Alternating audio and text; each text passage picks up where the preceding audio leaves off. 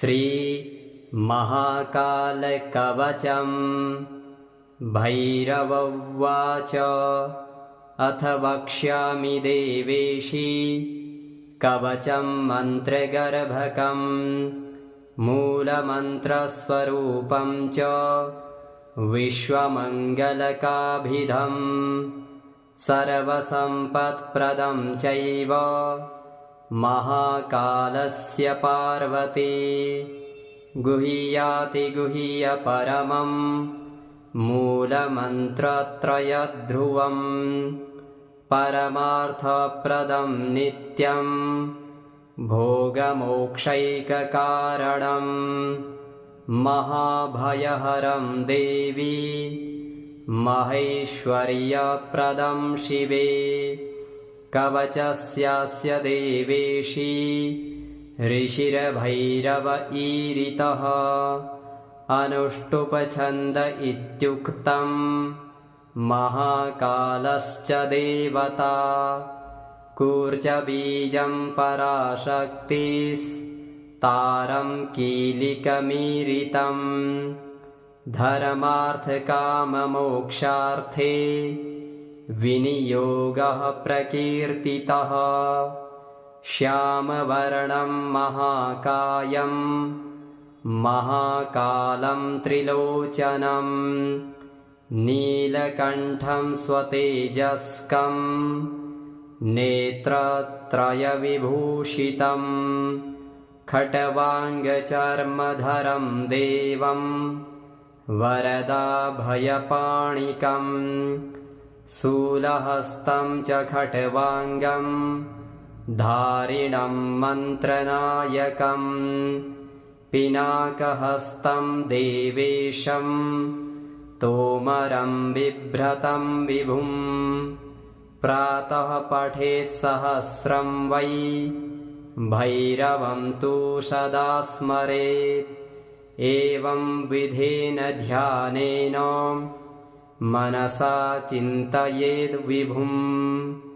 ॐ ह्रं शिरः पातु मे कालः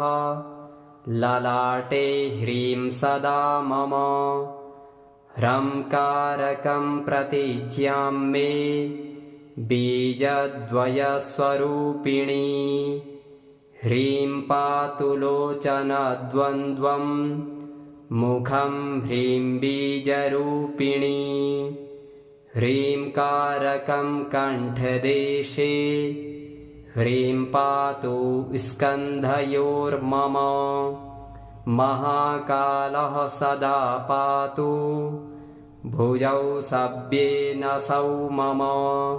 ह्रीं कारं हृदयं पातु ह्रं मेऽव्यादुदरं सदा। ह्रीं नाभिं पातु सततं देवी ह्रीङ्काररूपिणी। अव्यान्मे लिङ्गदेशं च ह्रीं रक्षेद्गुह्यदेशके। कूर्चयुग्मं पातु पादौ स्वाहा पादतलं मम। श्रीषोडशाक्षरः पातु सर्वाङ्गे मम सर्वदा। अन्तर्वह्निश्च मां पातु देवदत्तश्च भैरवः। नागलिङ्गामृतप्रीतः सर्वसन्धिषु रक्षतु। महोग्रो मां सदा पातु ममेन्द्रियसमूहकम्। शिवो ममेन्द्रियार्थेषु रक्षयेद्दक्षिणे स्वपि। महाकालः पश्चिमेऽव्यात् दक्षिणे देवदत्तकः। भगलिङ्गामृतं प्रीतो भगलिङ्गस्वरूपकः। उदीच्यामूर्ध्वगः पातु पूर्वे संहारभैरवः। दिगम्बरः संसानस्थः पातु दिक्षु विदिक्षु च। शतलक्षं प्रजप्तोऽपि तस्य मन्त्रं न सिद्ध्यति। न शास्त्रज्ञानमाप्नोति सोचिरान् मृत्युमाप्नुयात् मन्त्रेण म्रियते योगी रक्षयेत् कवचं ततः त्रिसन्ध्यं पठनादस्य कवचस्य तु पार्वती सिद्ध्योष्टौ करे तस्य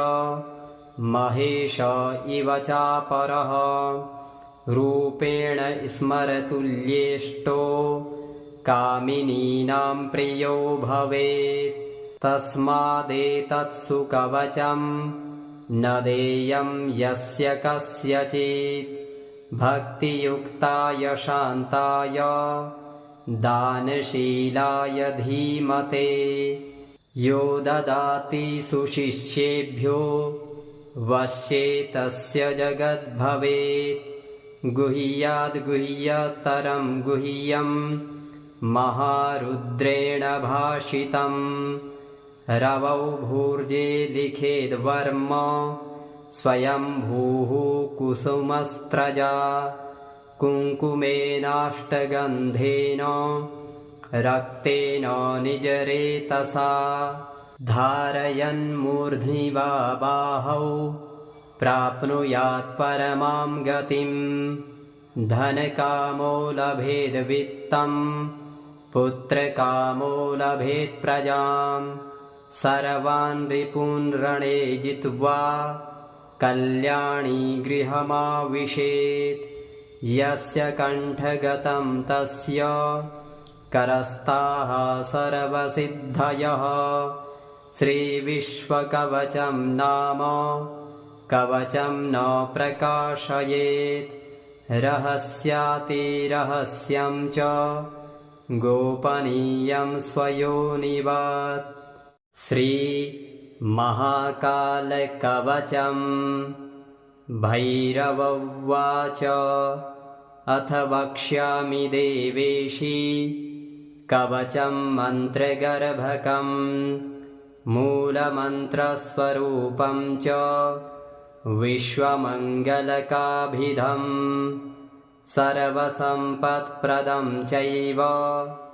महाकालस्य पार्वती गुह्यातिगुह्यपरमं मूलमन्त्रत्रयध्रुवम् परमार्थप्रदं नित्यं भोगमोक्षैककारणं महाभयहरं देवी महेश्वर्यप्रदं शिवे कवचस्यास्य देवेशी ऋषिर्भैरव ईरितः अनुष्टुप्छन्द इत्युक्तं महाकालश्च देवता कूर्चबीजं पराशक्तिस्तारं कीलिकमीरितं धर्मार्थकाममोक्षार्थे विनियोगः प्रकीर्तितः श्यामवर्णं महाकायं महाकालं त्रिलोचनं नीलकण्ठं स्वतेजस्कं नेत्रत्रयविभूषितं खट्वाङ्गचर्मधरं देवं वरदाभयपाणिकं शूलहस्तं च खट्वाङ्गं धारिणं मन्त्रनायकं पिनाकहस्तं देवेशं तोमरं बिभ्रतं विभुं प्रातः पठेत् सहस्रं वै भैरवं तु सदा स्मरेत् एवं विधेन ध्यानेन मनसा चिन्तयेद् विभुम् ॐ ह्रं शिरः पातु मे कालः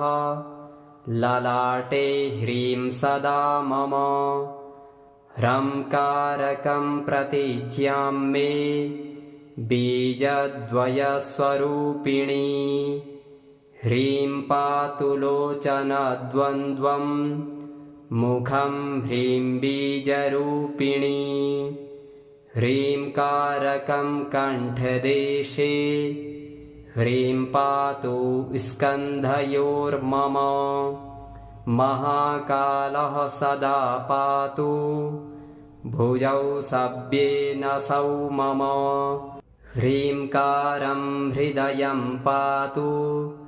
ह्रं मेऽव्यादुदरं सदा ह्रीं नाभिं पातु सततं देवी ह्रीङ्काररूपिणी अव्यान्मे लिङ्गदेशं च ह्रीं रक्षेद्गुह्यदेशके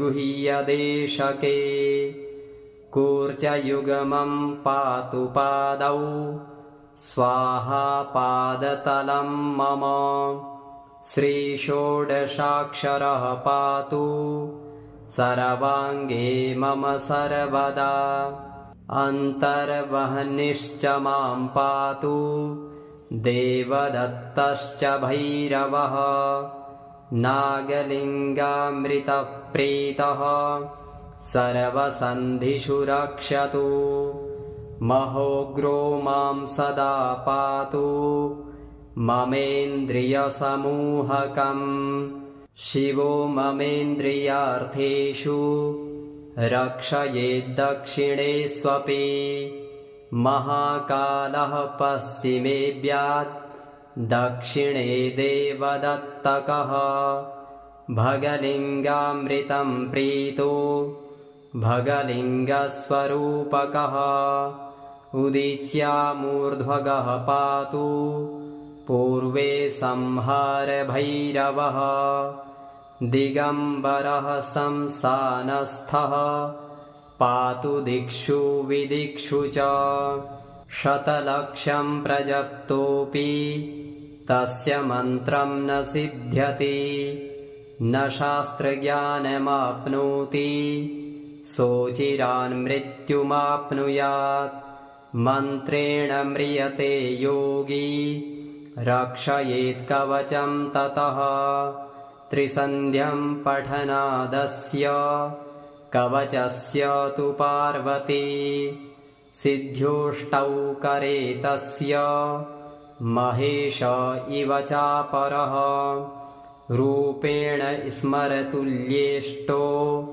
कामिनीनां प्रियो भवेत् तस्मादेतत्सु कवचं न देयं यस्य कस्यचित् भक्तियुक्ताय शान्ताय दानशीलाय धीमते यो ददाति सुशिष्येभ्यो वश्ये तस्य जगद्भवेत् गुह्याद्गुह्यतरं गुह्यं महारुद्रेण भाषितम् रवौ भूर्जे लिखेद्वर्म स्वयंभूः कुसुमस्त्रजा कुङ्कुमेनाष्टगन्धेन रक्तेन निजरेतसा धारयन्मूर्ध्नि वा बाहौ प्राप्नुयात् परमां गतिम् धनकामो लभेद्वित्तं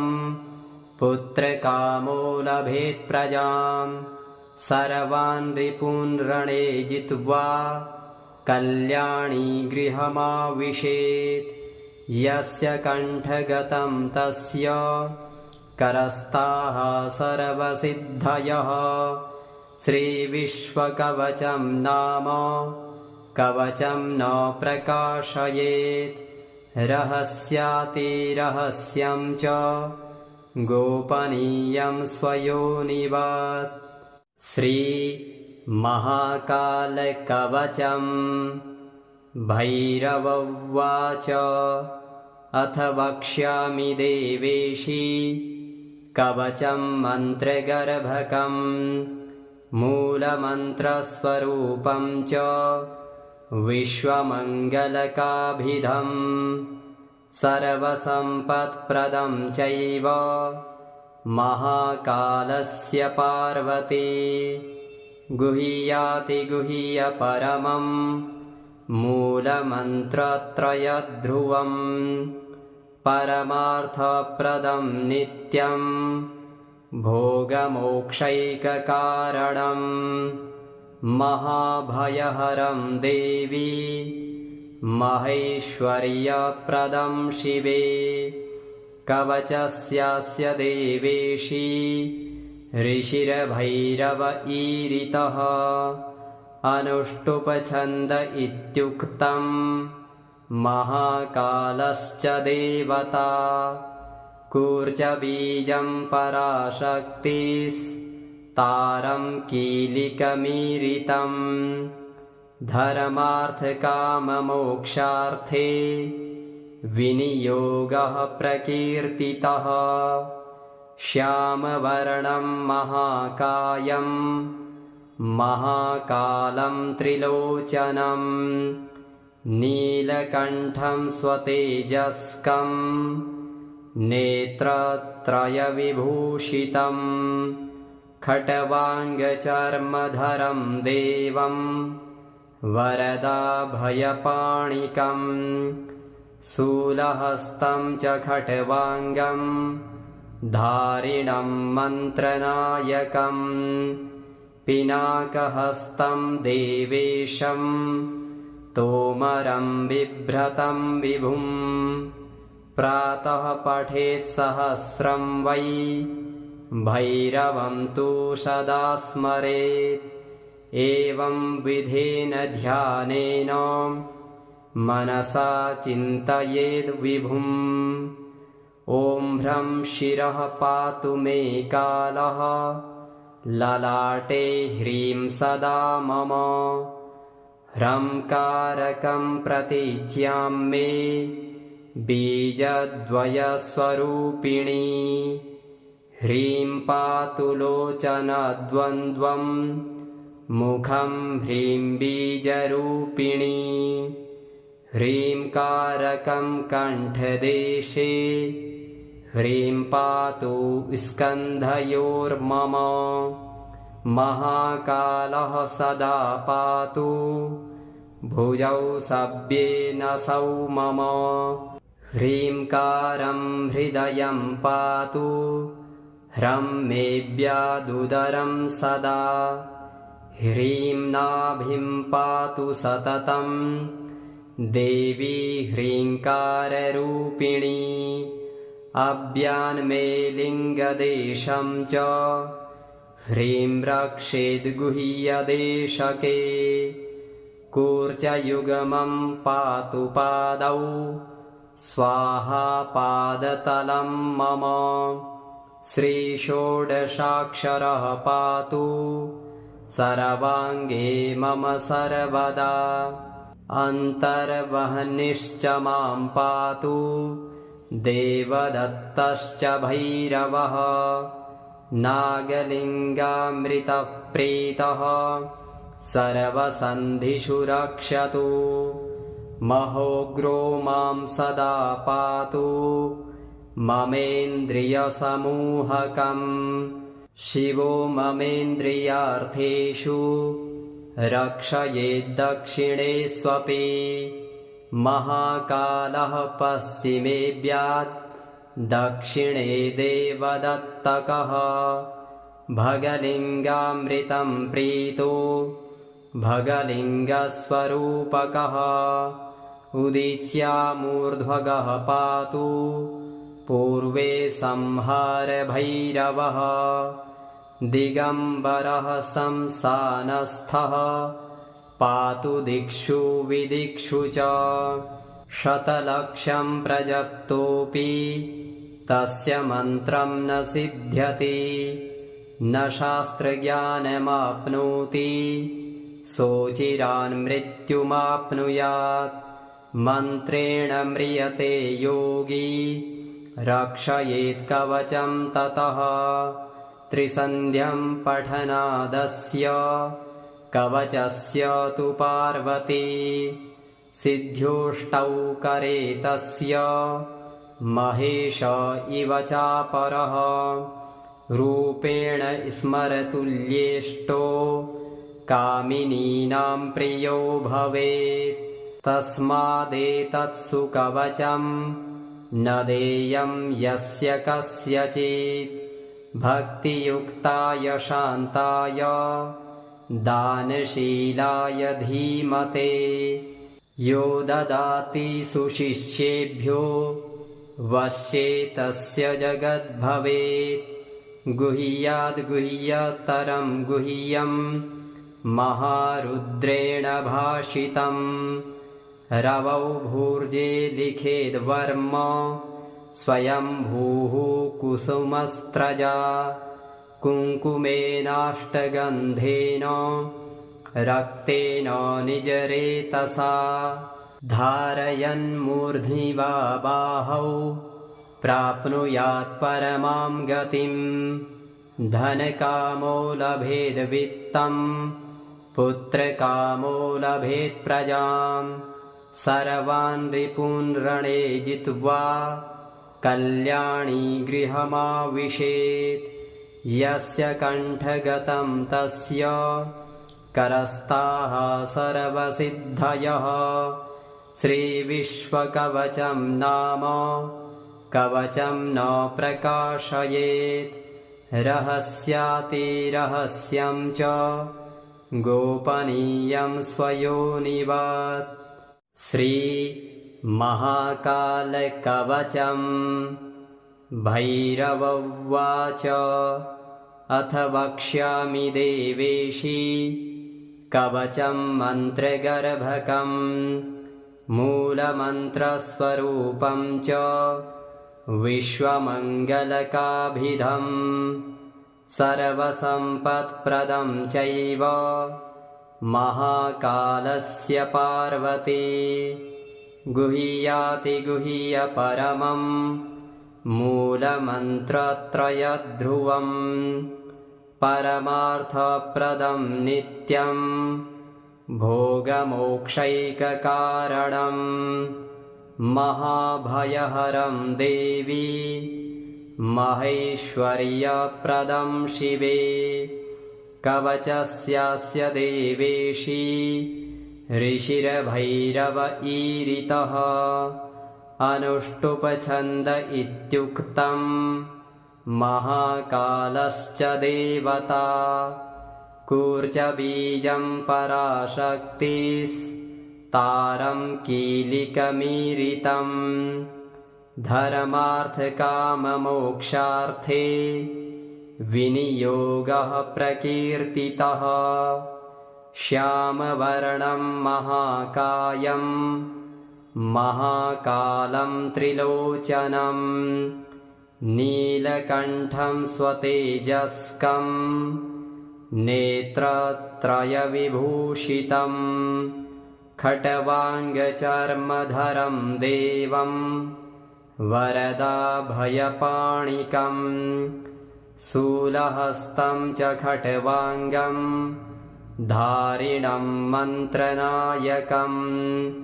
पिनाकहस्तं देवेशं तोमरं बिभ्रतं विभुं प्रातः पठेत् सहस्रं वै भैरवं तु सदा स्मरेत् एवं विधेन ध्यानेन मनसा चिन्तयेद् विभुम् ॐ ह्रं शिरः पातु मे कालः ललाटे ह्रीं सदा मम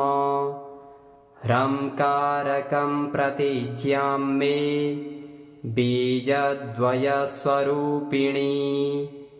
ह्रीं पातु लोचनद्वन्द्वं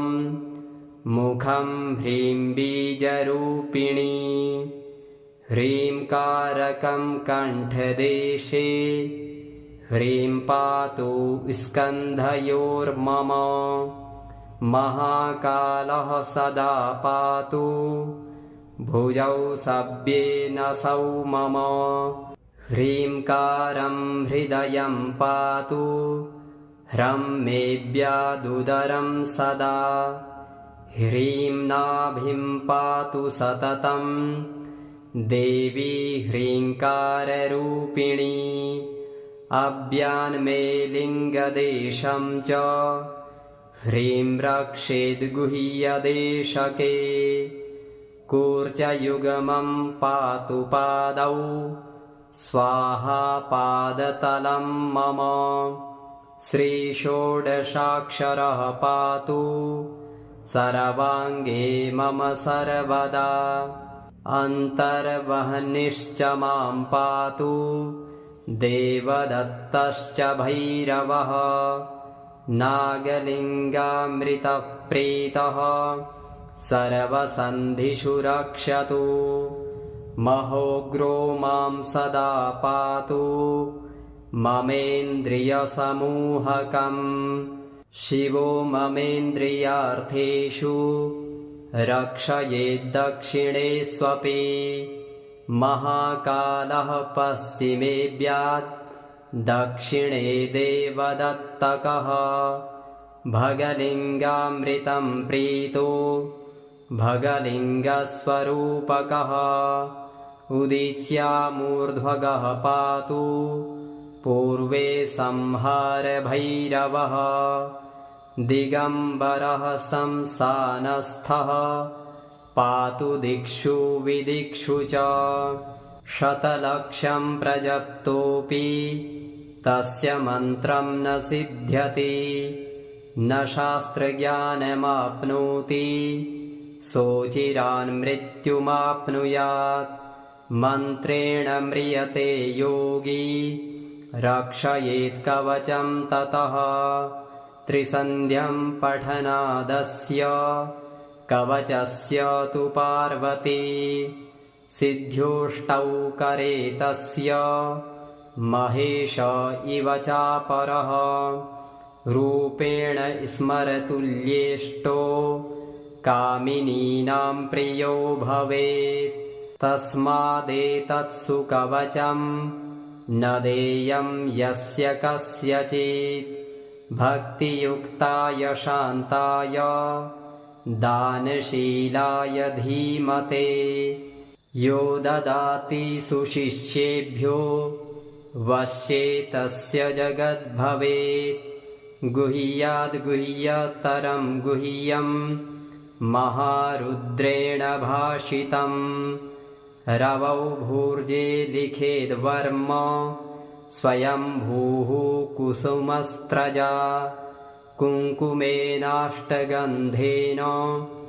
रक्तेन निजरेतसा धारयन्मूर्ध्नि वा बाहौ प्राप्नुयात् परमां गतिम् धनकामो लभेद्वित्तं पुत्रकामो लभेत् प्रजाम् सर्वान् रिपून् रणे जित्वा कल्याणी गृहमाविशेत् यस्य कण्ठगतं तस्य करस्ताः सर्वसिद्धयः श्रीविश्वकवचं नाम कवचं न प्रकाशयेत् रहस्यातिरहस्यं च गोपनीयं स्वयोनिवत् श्रीमहाकालकवचम् भैरव उवाच अथ वक्ष्यामि देवेशी कवचं मन्त्रगर्भकम् मूलमन्त्रस्वरूपं च विश्वमङ्गलकाभिधम्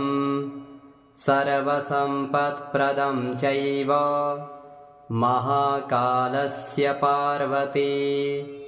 गुह्याति गुह्यपरमम्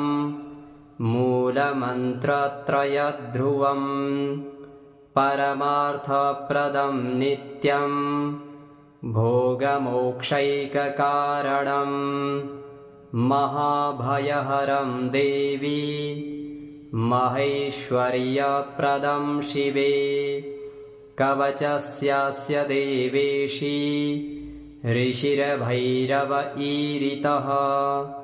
अनुष्टुप्छन्द इत्युक्तं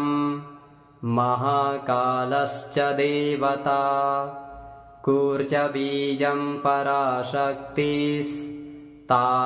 कीलिकमीरितं धर्मार्थकाममोक्षार्थे विनियोगः प्रकीर्तितः श्यामवर्णं महाकायं महाकालं त्रिलोचनं नीलकण्ठं स्वतेजस्कं नेत्रत्रयविभूषितं खट्वाङ्गचर्मधरं देवं वरदाभयपाणिकं शूलहस्तं च खट्वाङ्गं धारिणं मन्त्रनायकं पिनाकहस्तं देवेशं तोमरं बिभ्रतं विभुं प्रातः पठेत् सहस्रं वै भैरवं तु सदा स्मरेत् एवं विधेन ध्यानेन मनसा चिन्तयेद् विभुम् ॐ ह्रं शिरः पातु मे कालः ललाटे ह्रीं सदा मम ह्रंकारकं प्रतीच्यां मे बीजद्वयस्वरूपिणी ह्रीं पातु लोचनद्वन्द्वं मुखं ह्रीं बीजरूपिणी ह्रींकारकं कण्ठदेशे ह्रीं पातु स्कन्धयोर्मम महाकालः सदा पातु भुजौ सव्येनसौ मम ह्रींकारं हृदयं पातु ह्रं मेऽव्यादुदरं सदा ह्रीं नाभिं पातु सततं देवी ह्रींकाररूपिणी अव्यान्मे लिङ्गदेशं च ह्रीं रक्षेद्गुह्यदेशके कूर्चयुग्मं पातु पादौ स्वाहा पादतलं मम श्रीषोडशाक्षरः पातु सर्वाङ्गे मम सर्वदा अन्तर्वह्निश्च मां पातु देवदत्तश्च भैरवः नागलिङ्गामृतप्रीतः सर्वसन्धिषु रक्षतु महोग्रो मां सदा पातु ममेन्द्रियसमूहकम् शिवो ममेन्द्रियार्थेषु रक्षयेद्दक्षिणे स्वपि महाकालः पश्चिमेऽव्यात् दक्षिणे देवदत्तकः भगलिङ्गामृतं प्रीतो भगलिङ्गस्वरूपकः उदीच्यामूर्ध्वगः पातु पूर्वे संहारभैरवः दिगम्बरः संसानस्थः पातु दिक्षु विदिक्षु च शतलक्षं प्रजप्तोऽपि तस्य मन्त्रं न सिद्ध्यति न शास्त्रज्ञानमाप्नोति सोचिरान् मृत्युमाप्नुयात् मन्त्रेण म्रियते योगी रक्षयेत् कवचं ततः त्रिसन्ध्यं पठनादस्य कवचस्य तु पार्वती सिद्ध्योष्टौ करे तस्य महेश इव चापरः रूपेण स्मरतुल्येष्टो कामिनीनां प्रियो भवेत् तस्मादेतत्सु कवचं न देयं यस्य कस्यचित् भक्तियुक्ताय शान्ताय दानशीलाय धीमते यो ददाति सुशिष्येभ्यो वश्ये तस्य जगद्भवेत् गुह्याद्गुह्यतरं गुह्यं महारुद्रेण भाषितम् रवौ भूर्जे लिखेद्वर्म स्वयंभूः कुसुमस्त्रजा कुङ्कुमेनाष्टगन्धेन रक्तेन निजरेतसा धारयन्मूर्ध्नि वा बाहौ प्राप्नुयात् परमां गतिं धनकामो लभेद्वित्तं पुत्रकामो लभेत्प्रजां सर्वान् रिपून् रणे जित्वा कल्याणी गृहमाविशेत् यस्य कण्ठगतं तस्य करस्ताः सर्वसिद्धयः श्रीविश्वकवचं नाम कवचं न प्रकाशयेत् रहस्यातिरहस्यं च गोपनीयं स्वयोनिवत्।